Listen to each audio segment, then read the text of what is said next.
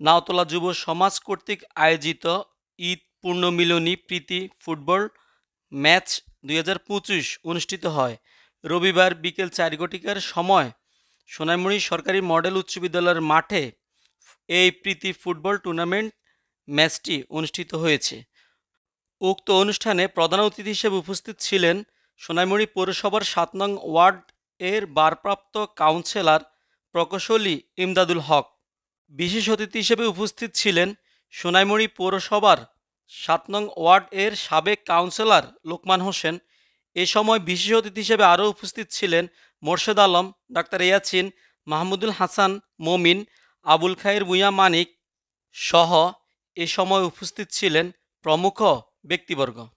ঈদ পূর্ণমিলনী প্রীতি football ম্যাচটির সার্বিক সহযোগিতায় ছিলেন দুবাই প্রবাসী মনির হোসেন মনির।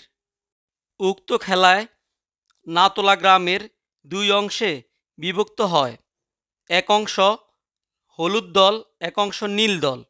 পরে অতিথিরা বিজয়ী হলুদ দলের হাতে ট্রফিটি তুলে দেন।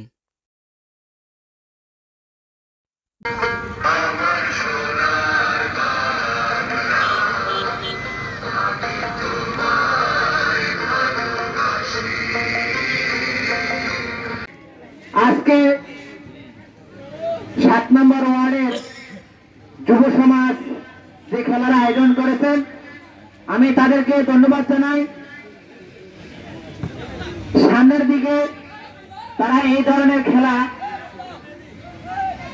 খেলার আয়োজন করবেন, আমরা তাদেরকে সর্বত্র সহযোগিতা করব। আজকের এই ফুটবল ম্যাচের অনুষ্ঠানে উপস্থিত সকল আমার গ্রামবাসীকে জানাই শুভেচ্ছা এবং অভিনন্দন। আজকে আমরা এই ফুটবল ম্যাচের আয়োজন করার একটাই উদ্দেশ্য, সেটা হচ্ছে মাদককে না বলি, খেলাকে হ্যাঁ বলি। এই উদ্দেশ্য নিয়ে আমরা এই আয়োজন করেছি। ৭ নং ওয়ার্ডে আমি যে হাই স্কুল, তারপরে প্রাইমারি স্কুল, আলিয়া মাদ্রাসা সবে আমাদের ৭ নং ওয়ার্ডে, কিন্তু আমাদের পড়ালেখার মান কম, সবাই মোবাইল নিয়ে এবং মাদক নিয়ে ব্যস্ত। আর